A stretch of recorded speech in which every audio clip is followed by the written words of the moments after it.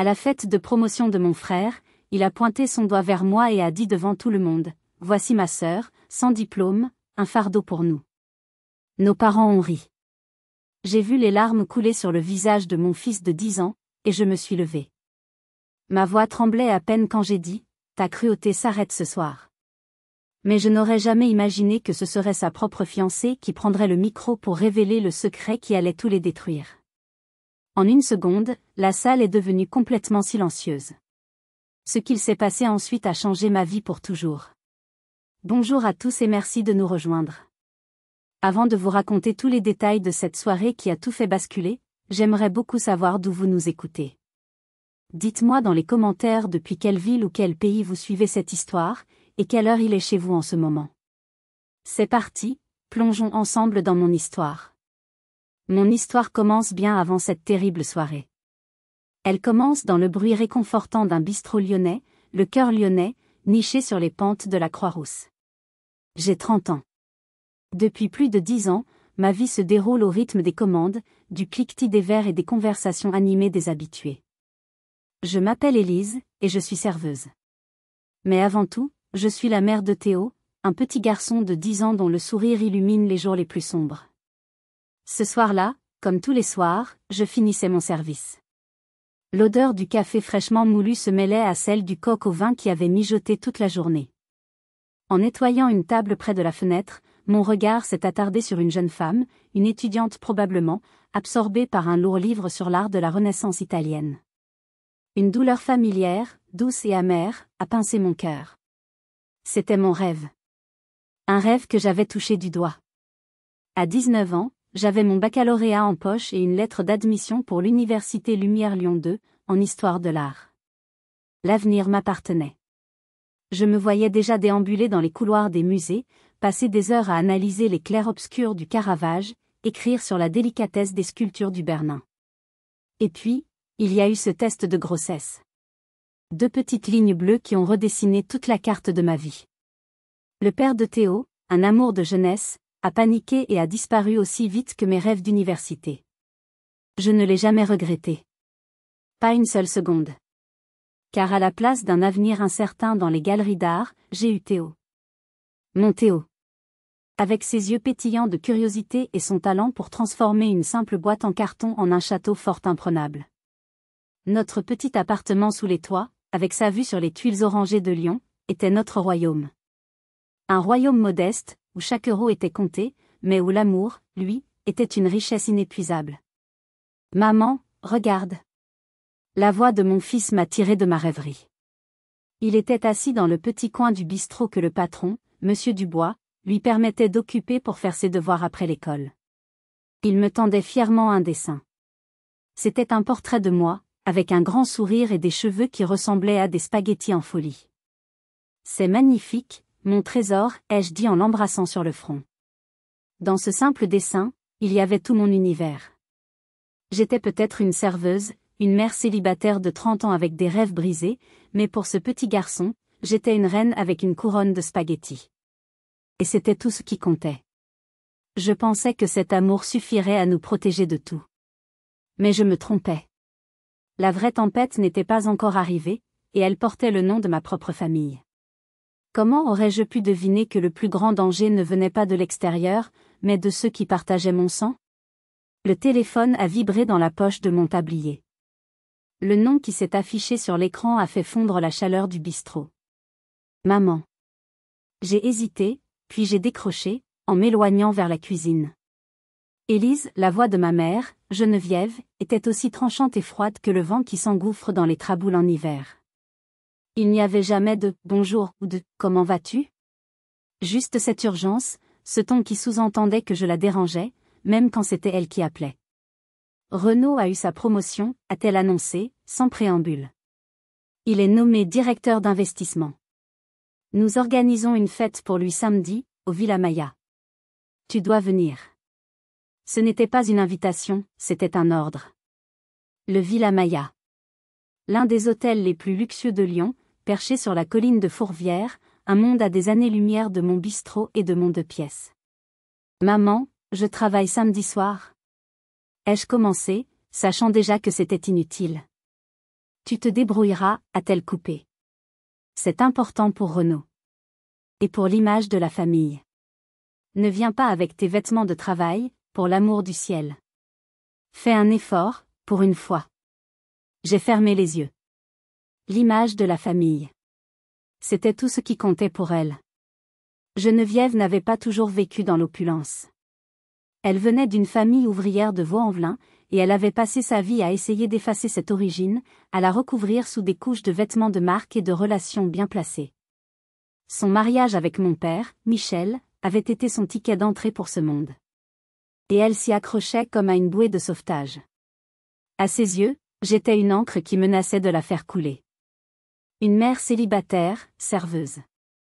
La tache sur le portrait parfait qu'elle avait mis tant d'années à peindre. « Et Théo peut venir ?» ai-je demandé, la voix basse. Un silence. Puis un soupir exaspéré. « Si tu y tiens absolument. Mais fais en sorte qu'il se tienne tranquille. Ce n'est pas un anniversaire au parc de la Tête d'Or. » J'ai raccroché, le cœur lourd. La colère se mêlait à une vieille tristesse qui ne me quittait jamais vraiment. La tristesse du manque de mon père. Michel. Il était l'opposé de ma mère. Il avait bâti sa fortune à la sueur de son front, mais il n'avait jamais laissé l'argent lui monter à la tête. Pour lui, la richesse n'était pas une fin en soi, mais un moyen. Je me souviens d'un après-midi pluvieux. J'avais peut-être 15 ans. Nous étions dans le grand salon de la maison de mes parents à Écully, une maison que je n'avais jamais vraiment considérée comme la mienne. Nous jouions aux échecs. Mon père avait pointé du doigt un simple pion. « Tu vois, Élise » m'avait-il dit de sa voix douce et grave. « Tout le monde le méprise. Il semble faible, sans importance. Mais si ce petit pion est assez courageux et persévérant pour traverser tout l'échiquier, il peut devenir une reine. La pièce la plus puissante du jeu. Ne l'oublie jamais. La vraie force ne dépend pas de ta position de départ, mais de la direction que tu choisis et du courage que tu mets à avancer. » Il était le seul à voir le potentiel en moi. Le seul à m'encourager. Quand je lui avais annoncé ma grossesse, ma mère avait hurlé à la catastrophe sociale, Renaud m'avait traité d'irresponsable. Mon père, lui, m'avait simplement prise dans ses bras. Un enfant n'est jamais une erreur, avait-il murmuré. C'est une promesse. Mais il était parti trop tôt, emporté par une crise cardiaque foudroyante 5 ans plus tôt. Et avec lui, toute la chaleur de cette famille avait disparu. Il ne restait que le froid, l'ambition de Renaud et l'obsession de ma mère pour les apparences. J'étais le pion qu'ils auraient aimé sacrifier depuis longtemps. Mais je pensais à ces paroles. Traverser l'échiquier. C'est ce que je faisais, un jour à la fois. Ce que je ne savais pas, c'est que mon frère et ma mère étaient sur le point d'essayer de me balayer du plateau de jeu, une bonne fois pour toutes. La semaine qui a précédé la fête a été tendue. Chaque jour apportait son lot de petites piques, de rappels subtils de mon infériorité. Un message de Renaud avec une photo de son nouveau costume sur mesure, accompagné d'un « Tu trouveras bien quelque chose de décent à te mettre, j'espère ?» Un appel de ma mère pour me suggérer de « faire quelque chose pour mes cheveux ».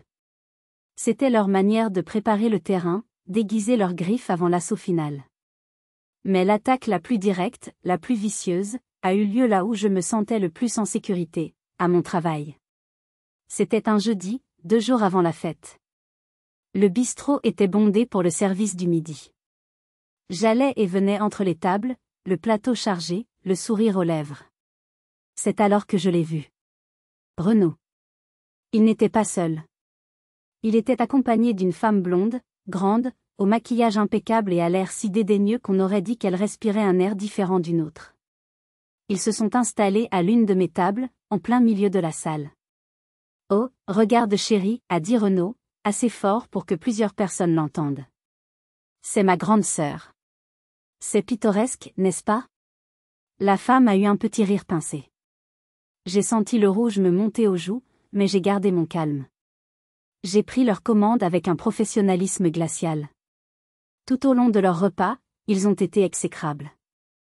Ils ont renvoyé le vin, prétendant qu'il était bouchonné, ce qui était faux. Ils se sont plaints que le bœuf bourguignon était « rustique », un mot qu'ils ont prononcé comme si c'était une insulte. Je prenais sur moi, pour Théo, pour mon travail. Je me répétais les paroles de mon père. Un pion qui avance, pas à pas. Le coup de grâce est arrivé avec le café. La femme a commandé un expresso. Je le lui ai servi, en prenant soin de ne faire aucun geste brusque. Elle a pris la tasse, l'a regardée avec mépris, puis, dans un mouvement qui se voulait accidentel mais qui était d'une précision diabolique, elle a renversé le contenu brûlant sur son chemisier en soie blanche. Elle a poussé un cri strident. Ah! Regardez ce que vous avez fait, espèce d'incapable. Ce chemisier coûte 500 €. Tous les regards se sont tournés vers moi. Mon sang s'est glacé. Renaud s'est levé, l'air faussement indigné. Mais enfin, Élise. Un peu de concentration. C'est inacceptable. Nous voulons voir le patron. Immédiatement. J'étais pétrifié. C'était un piège.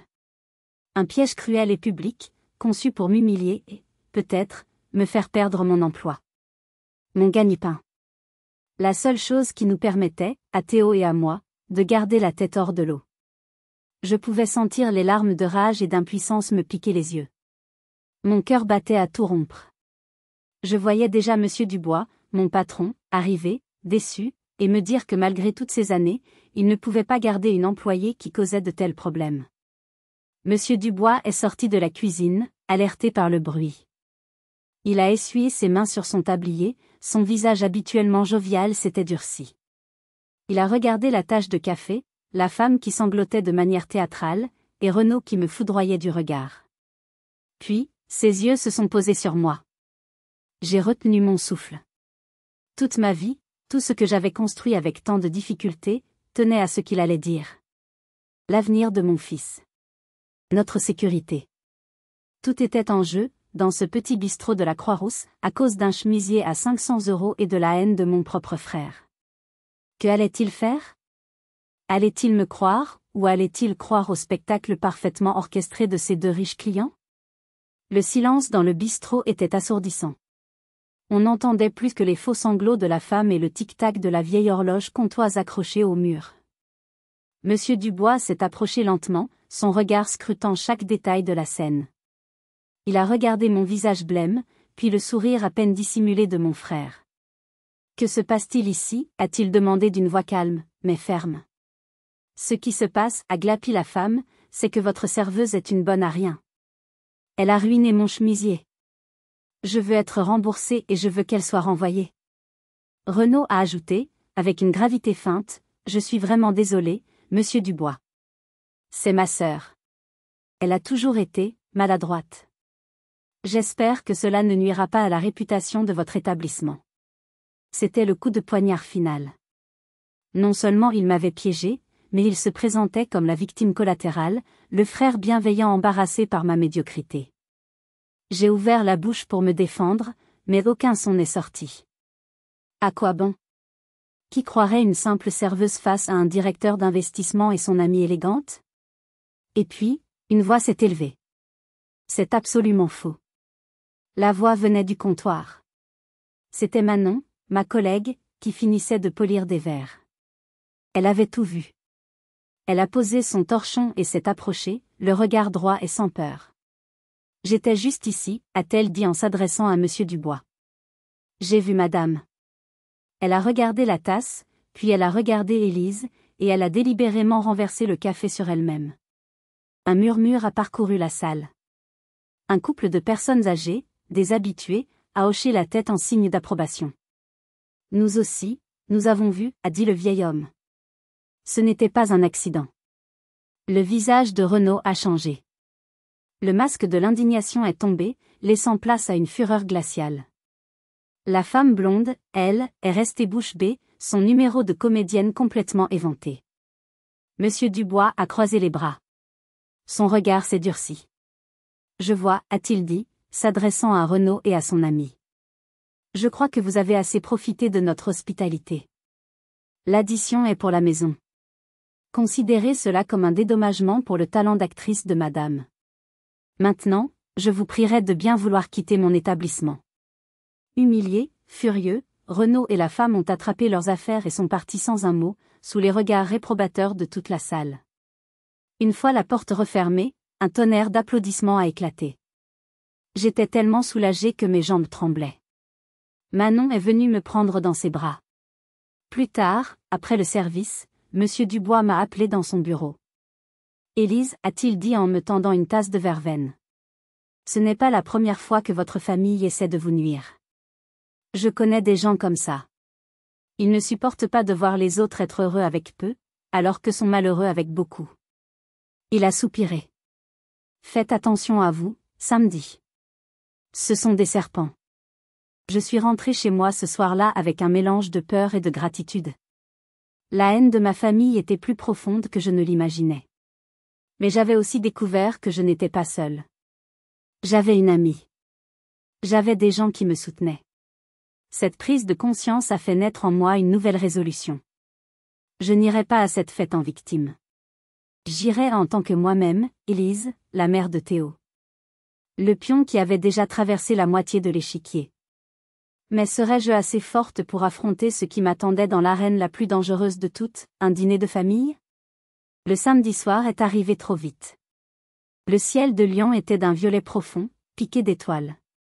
Depuis la fenêtre de notre appartement, la basilique de Fourvière, illuminée sur sa colline, semblait nous narguer. C'est là-haut que nous allions. Dans un autre monde. J'avais passé l'après-midi à essayer de transformer ma citrouille en carrosse. J'ai choisi la seule robe, correcte, que je possédais, une simple robe bleue que mon père m'avait offerte pour mes 18 ans. Elle était démodée, mais elle me rappelait son amour. J'ai mis le petit pendentif en perles qu'il m'avait également donné. C'était mon armure. Théo, lui, était adorable dans sa petite chemise blanche et son pantalon gris. En me voyant, il a froncé les sourcils. « Tu es triste, maman ? » ?»« Non, mon chéri. Juste un peu fatigué. »« Tu n'es pas obligé d'y aller, tu sais, a-t-il dit avec une maturité qui me serrait le cœur. On peut rester ici et manger des pizzas. » J'ai souri et je l'ai serré contre moi. C'est gentil, mon trésor. Mais parfois, dans la vie, il faut affronter les dragons. Nous avons pris le bus, puis le funiculaire qui grimpe sur la colline.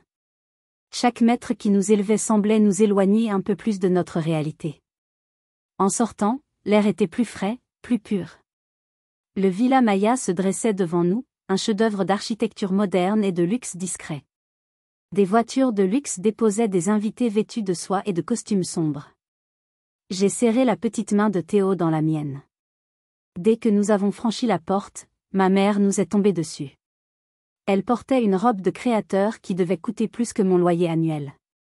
Enfin, vous voilà, a-t-elle sifflé, son sourire aussi faux qu'un billet de Monopoly. Elle m'a scanné de la tête aux pieds, son regard s'arrêtant sur ma robe avec un mépris à peine voilé. Tu aurais pu faire un effort, Élise. C'est la robe de tes 18 ans. Elle ne m'a même pas jeté un regard en me tirant par le bras. Viens, Renaud et sa fiancée vous attendent. Renaud trônait au milieu d'un groupe d'hommes en costume, une coupe de champagne à la main. À ses côtés se tenait une femme d'une élégance saisissante. Elle était grande, avec des cheveux bruns coiffés en un chignon parfait et des yeux chauds et intelligents. C'était Léonie, sa fiancée. Quand elle nous a vus approcher, son sourire s'est légèrement figé en voyant l'expression de ma mère. Renaud s'est tourné vers nous. « Ah, la voilà !»« Ma sœur, Élise, a-t-il lancé, un peu trop fort. »« Et, le petit ?» Léonie s'est avancée, ignorant complètement la condescendance de Renaud. Elle m'a tendu la main. « Bonsoir Élise, je suis Léonie. Enchantée de vous rencontrer enfin. » Sa poignée de main était ferme et chaleureuse. Puis, elle s'est accroupie pour être à la hauteur de Théo. « Et toi, tu dois être Théo. J'ai entendu dire que tu es un grand fan de l'Olympique lyonnais. C'est vrai ? » Le visage de Théo s'est illuminé. « Oui. Mon joueur préféré, c'est Lacazette. »« Le mien aussi, » a répondu Léonie en riant. « C'est un buteur incroyable. » En quelques secondes, elle avait réussi à faire ce que ma propre mère n'avait jamais fait, elle avait vu Théo. Elle lui avait parlé comme à une personne, pas comme à un accessoire gênant. J'étais stupéfaite. Une femme aussi intelligente, aussi gentille, que faisait-elle avec mon frère ? Ma mère, agacée par cette interaction, a tapoté l'épaule de Léonie. « Léonie, chérie, viens, je veux te présenter au député Martin. Léonie a jeté un dernier sourire à Théo avant de se relever. En passant à côté de moi, son regard a croisé le mien. Il y avait quelque chose dans ses yeux, une sorte de reconnaissance, de curiosité. C'était un sentiment étrange, comme si je la connaissais déjà. Cette sensation fugace a été balayée par la voix de Renaud, qui me disait de ne pas rester plantée là comme une idiote. La soirée ne faisait que commencer, mais je sentais déjà le poids de l'hostilité m'écraser. Comment allais-je survivre à ces prochaines heures sans me briser en 1000 morceaux? Le dîner était une épreuve. Assise entre un cousin éloigné qui ne parlait que de ses investissements boursiers et une vieille tante qui me demandait pour la 10e fois si je n'avais toujours personne, je me sentais comme une pièce de musée dans la mauvaise exposition. Théo, à côté de moi, se tenait incroyablement bien, dessinant discrètement sur une serviette en papier. La conversation à la table principale, où siégeaient ma mère, Renaud et Léonie, tournait entièrement autour de la réussite de mon frère. Chaque plat était prétexte à une nouvelle vantardise. Ce homard me rappelle notre voyage aux Maldives, disait ma mère. Renaud nous avait offert la suite présidentielle. La finance est un monde impitoyable, déclarait Renaud avec componction. Il faut avoir fait les bonnes études, bien sûr. Sans un diplôme d'une grande école, on n'est rien. Il avait prononcé cette dernière phrase en me regardant droit dans les yeux. J'ai senti la fourchette trembler dans ma main. J'ai baissé la tête et j'ai fixé mon assiette. Léonie a été la seule à réagir. Je ne suis pas tout à fait d'accord, a-t-elle dit d'une voix posée mais ferme.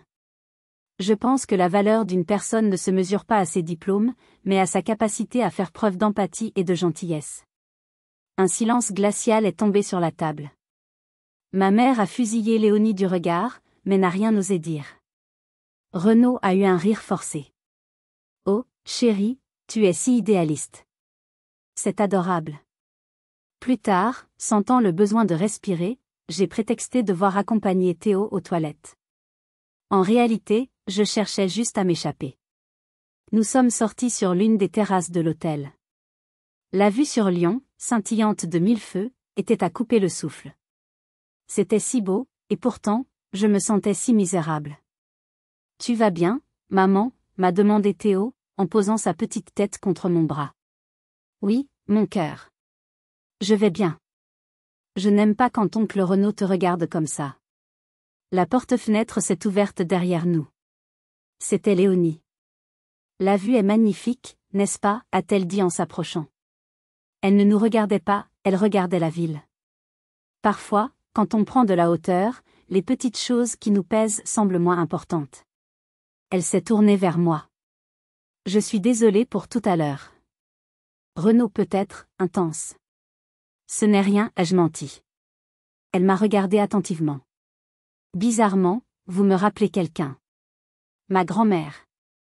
Elle disait toujours que la vraie noblesse, ce n'est pas celle du sang, mais celle du cœur. » Elle a eu un petit sourire triste. Elle m'a beaucoup appris sur la valeur des gens, au-delà des apparences. Son regard, sa voix, cette phrase. Un flash. Une image fugace m'a traversé l'esprit. L'odeur de la lavande et du bois ciré. Le tic-tac d'une vieille horloge. Le visage ridé et bienveillant d'une vieille dame dans un fauteuil roulant. J'ai secoué la tête pour chasser cette vision. D'où venait-elle ? Votre grand-mère devait être une femme sage, ai-je réussi à articuler. Elle l'était, a répondu Léonie, son regard perdu dans le lointain. Elle me manque tous les jours. Nous sommes restés en silence un instant, unis par une mélancolie partagée. Puis, elle a reporté son attention sur moi. Renaud m'a parlé de vous, avant ce soir. Mais, ce qu'il m'a décrit ne correspond pas du tout à la personne que je vois. Qu'est-ce qu'il vous a dit, ai-je demandé, le cœur serré. Elle a hésité. Peut-être qu'on en reparlera une autre fois. Elle nous a laissés seuls sur la terrasse. Je suis restée là, perplexe et troublée. Ce sentiment de déjà-vu était plus fort que jamais. Qui était vraiment Léonie ? Et pourquoi avais-je l'impression que nos chemins s'étaient déjà croisés, dans une autre vie, dans un autre lieu ? Je ne savais pas encore que la réponse à cette question allait faire exploser la soirée, et ma famille avec. De retour dans la salle de bal, l'ambiance était montée d'un cran. Le dessert avait été servi, les coupes de champagne se remplissaient à nouveau. Puis, les lumières se sont tamisées. Renaud s'est dirigé vers le petit podium où un micro avait été installé. Mon estomac s'est noué. C'était l'heure du discours. L'heure de sa gloire. Il a commencé par des remerciements convenus. Ses patrons, ses collègues, ses amis. Il était charmeur, éloquent. Il savait comment captiver son public. Puis, il s'est tourné vers sa table. Je voudrais bien sûr remercier ma merveilleuse fiancée, Léonie, a-t-il dit, son sourire brillant sous les projecteurs. Elle est ma lumière, mon inspiration. Léonie a souri poliment, mais j'ai cru déceler une ombre dans son regard. Et bien sûr, ma mère, a continué Renaud. Une femme de caractère, qui m'a tout appris sur l'ambition et la détermination. Geneviève rayonnait, buvant ses paroles comme si c'était le plus fin des millésimes. Il a fait une pause. Une pause dramatique. Son regard a balayé la salle, et s'est arrêté sur moi. Directement sur moi. J'ai senti tous les regards converger vers notre table. Mon cœur a commencé à battre la chamade. Et enfin, a-t-il dit, son ton changeant subtilement, devenant plus léger, presque moqueur. Je ne pourrais pas terminer sans dire un mot sur ma grande sœur, Élise. Je me suis forcée à esquisser un sourire. Théo a pressé ma main sous la table. Élise est ici ce soir, a continué Renaud. Et je pense qu'elle est un exemple pour nous tous. Un exemple vivant de ce qui arrive quand on ne fait pas les bons choix dans la vie. Quand on manque d'éducation, d'ambition. La salle est devenue silencieuse. Le choc était palpable. Était-ce une blague? Renaud a eu un petit rire. Non, sérieusement. Regardez-la. Sans diplôme, mère célibataire. Elle est la preuve vivante de l'importance d'aller à l'université. Il a fait un clin d'œil à l'un de ses amis, qui a ri nerveusement. Le sang a quitté mon visage. C'était un cauchemar. Un cauchemar public. Mon propre frère était en train de me démolir, de me déshabiller de ma dignité devant une centaine de personnes. Ma mère, voyant que la « blague » ne prenait pas aussi bien qu'escompté, a décidé d'en rajouter une couche. Elle s'est levée et s'est approchée de Renaud. Oh, il a un tel sens de l'humour, mon fils, a-t-elle roucoulé. Mais il n'a pas tort. Élise est différente. Elle est très douée pour les tâches ménagères, par contre. Si quelqu'un a besoin d'une femme de ménage, n'hésitez pas. Le service vient avec un fil inclus, bien sûr. Cette fois, quelques rires francs ont éclaté. Des rires cruels. J'ai regardé ma mère, puis mon frère. Il n'y avait aucune trace de remords dans leurs yeux. Juste du mépris. Du pur mépris. Mon corps tout entier s'est mis à trembler. Ma vision s'est brouillée. Le son semblait venir de très loin, comme si j'étais sous l'eau. J'entendais les rires, les murmures. La pauvre fille. Quelle famille horrible. Et puis, mon regard a trouvé Théo. Il ne pleurait pas à chaudes larmes. C'était pire. Une seule larme, silencieuse et lente, roulait sur sa petite joue. Une larme de honte. De douleur. La honte de voir sa mère être humiliée. La douleur de comprendre que sa propre grand-mère, son propre oncle, les méprisait. Cette larme a été l'étincelle qui a tout enflammé. La peur, la honte, la tristesse, tout a disparu. Remplacé par une rage froide, pure, puissante. La rage d'une lionne protégeant son petit. Ils avaient le droit de m'attaquer, de me rabaisser. Mais ils n'avaient pas le droit de faire pleurer mon fils. C'était la ligne qu'ils n'auraient jamais dû franchir. Le pion venait d'atteindre l'autre côté de l'échiquier. Et ils allaient découvrir ce que c'était que d'affronter une reine. Si vous êtes arrivé jusqu'ici, laissez un commentaire pour nous dire ce que vous auriez fait à la place d'OP. Vous pouvez aussi écrire simplement le chiffre 1 pour montrer que vous suivez encore. Et dites-nous, vous regardez cette histoire depuis quelle région ou quel pays? Le monde autour de moi s'est figé.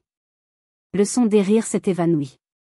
Il ne restait que le visage de mon fils, strié par cette unique larme. La phrase de mon père m'est revenue en mémoire, aussi claire que s'il l'a prononcée à mon oreille, il peut devenir une reine. La pièce la plus puissante du jeu. Lentement, je me suis levée. Chaque mouvement était délibéré. Mon dos était droit. Ma tête était haute. J'ai senti le silence se faire, vague après vague, alors que les gens me regardaient. Mon frère, sur le podium, a arrêté de rire. Un air de surprise, puis d'agacement, a traversé son visage. J'ai regardé Renaud, droit dans les yeux. Ma voix, quand elle est sortie, n'était pas un cri. C'était un murmure, mais un murmure qui portait le poids de 10 années de mépris, de 10 années de sacrifices silencieux. Ta cruauté, ai-je dit, et chaque mot résonnait dans le silence de mort. Et la lâcheté de maman. Tout ça, ça s'arrête. Ici, ce soir. Renaud a ouvert la bouche, probablement pour lancer une autre blague humiliante. Mais il n'en a pas eu le temps. Un mouvement sur le côté a attiré mon attention. C'était Léonie. Elle venait de se lever de sa place à la table d'honneur. Avec un calme olympien, elle a gravi les quelques marches qui menaient au podium. Elle est arrivée à côté de Renaud, qui la regardait, totalement déconcerté. Doucement, mais avec une autorité incontestable, elle a pris le micro de sa main. La salle retenait son souffle. Renaud a raison sur un point, a commencé Léonie, sa voix claire et posée emplissant la pièce. Tout s'arrête ce soir. Elle a fait une pause, son regard balayant l'assemblée avant de se poser sur moi, avec une douceur infinie. Parce que je voudrais vous parler de la Élise que moi, je connais. Ce n'est pas la première fois que je la rencontre. Nos chemins se sont croisés il y a quelques années. À l'époque, j'étais une étudiante un peu perdue, et ma grand-mère, Adèle Bernard, était malade. Très malade. Un frisson m'a parcouru l'échine. Adèle Bernard. La vieille dame au visage bienveillant. L'odeur de lavande. Tout me revenait. C'était elle. Léonie était sa petite fille. Ma grand-mère était en fauteuil roulant, a continué Léonie, sa voix se chargeant d'émotion. Elle avait besoin d'aide pour tout. Nous avions engagé une aide à domicile. Cette aide à domicile, c'était Élise. Un murmure stupéfait a parcouru la salle. Le visage de Renaud est passé de la surprise à l'incompréhension totale. Ma mère était figée sur sa chaise, la bouche entr'ouverte. Élise ne s'est pas contentée de faire le ménage ou de préparer les repas. Elle s'asseyait avec ma grand-mère pendant des heures. Elle lui lisait des livres de poésie quand ses yeux étaient trop fatigués. Elle écoutait les mêmes histoires encore et encore, avec une patience d'ange.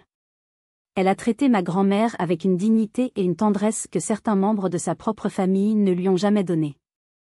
Léonie a ensuite tourné son regard vers Théo.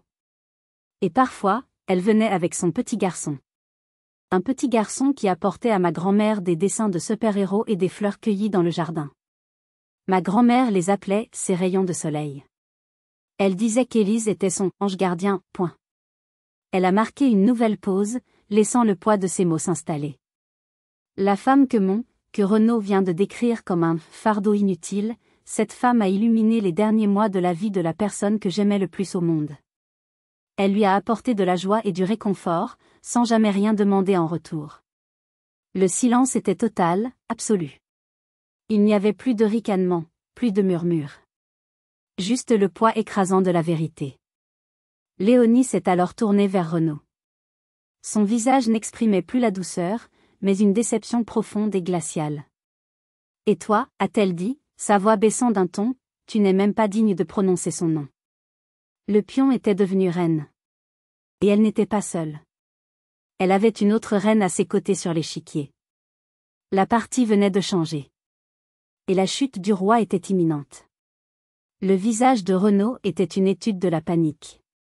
Il a essayé de reprendre le contrôle, de rire comme si tout cela n'était qu'une mise en scène élaborée. « Léonie, chérie, qu'est-ce que tu racontes? C'est une blague, n'est-ce pas? Une surprise pour moi? » La seule surprise, Renaud, a répondu Léonie d'une voix qui ne tremblait pas, c'est ma propre stupidité. La stupidité d'avoir cru, ne serait-ce qu'une seconde, que tu étais l'homme que tu prétendais être. Elle a levé sa main gauche. Le diamant sur sa bague de fiançailles a jeté un éclat froid dans la lumière tamisée. Lentement, elle a retiré la bague de son doigt. C'était un geste simple, mais qui avait la finalité d'une exécution. Renaud a blêmi. Non. Léonie, ne fais pas ça. Il a tendu la main pour l'arrêter, pour la toucher. Ne me touche pas, a-t-elle dit, sa voix claquant comme un fouet. Elle a reculé d'un pas. Elle a marché jusqu'à la table d'honneur, où ma mère était toujours assise, pétrifiée, le visage décomposé. Léonie a posé la bague sur la nappe blanche, juste à côté du verre de champagne à moitié vide de Renaud. Le petit bruit du métal heurtant le cristal a résonné dans la salle comme un coup de feu. Ma grand-mère, Adèle, m'a toujours appris une chose, a dit Léonie, s'adressant maintenant à toute la salle. Elle disait que la vraie valeur d'une personne ne se voit pas dans son succès ou sa richesse, mais dans la manière dont elle traite ceux qu'elle considère comme inférieurs. Ce soir, j'ai vu votre vraie valeur. Son regard a balayé Renaud, puis ma mère. Et ce que j'ai vu me dégoûte profondément. Le chaos a éclaté. Des murmures indignés, des gens qui se levaient, secouant la tête. J'ai vu le député Martin, que ma mère avait été si fière de présenter à Léonie, se lever et partir sans un mot. D'autres l'ont suivi. Le château de cartes sociales de ma mère était en train de s'effondrer, en direct. Geneviève s'est finalement levée, le visage tordu par la rage et l'humiliation. « Comment osez-vous » a-t-elle crié à Léonie. « Après tout ce que nous avons fait pour vous.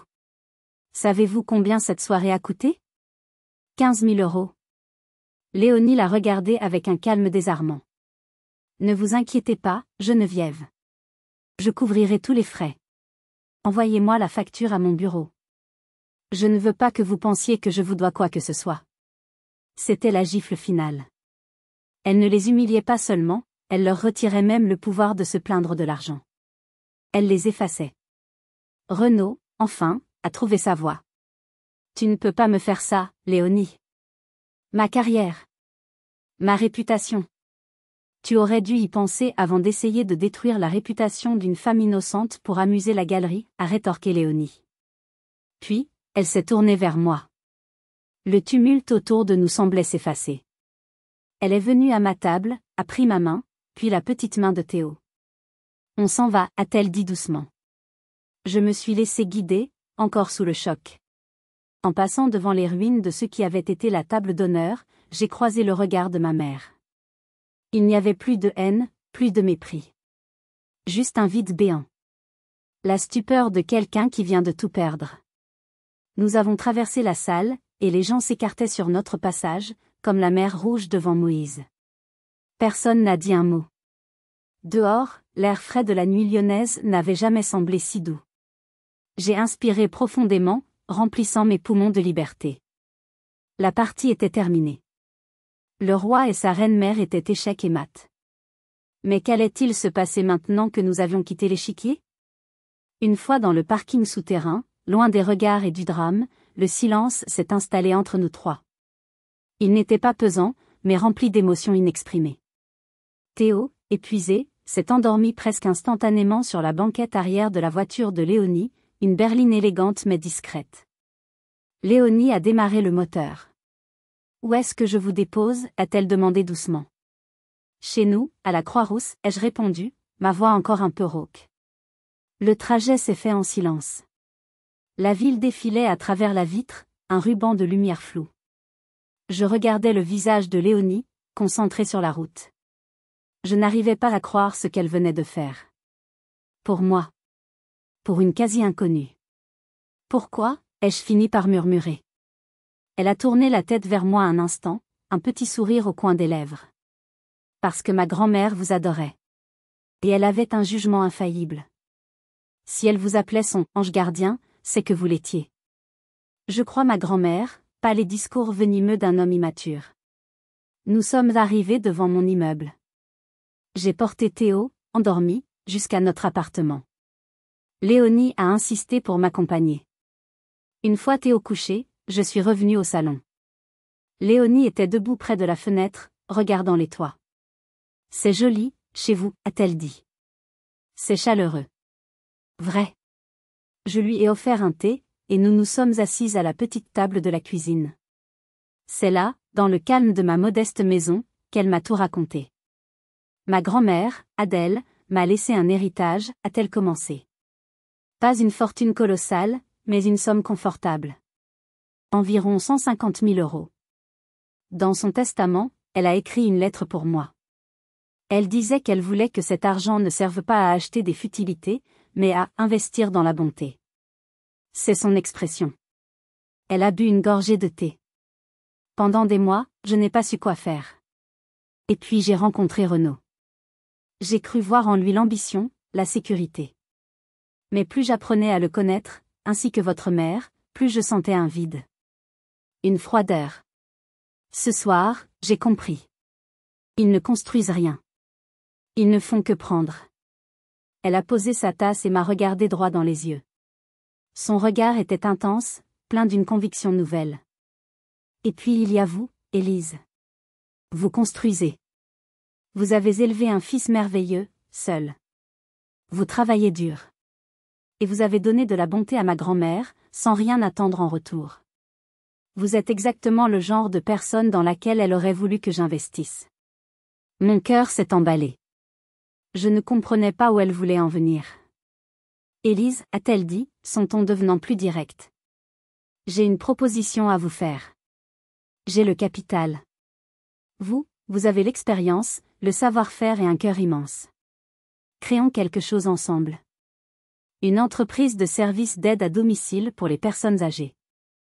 Une entreprise qui traiterait ses clients avec la même dignité et la même tendresse que vous avez offerte à ma grand-mère. Nous l'appellerions Au cœur d'Adèle. Associé. 50-50e. J'étais sans voix. C'était insensé.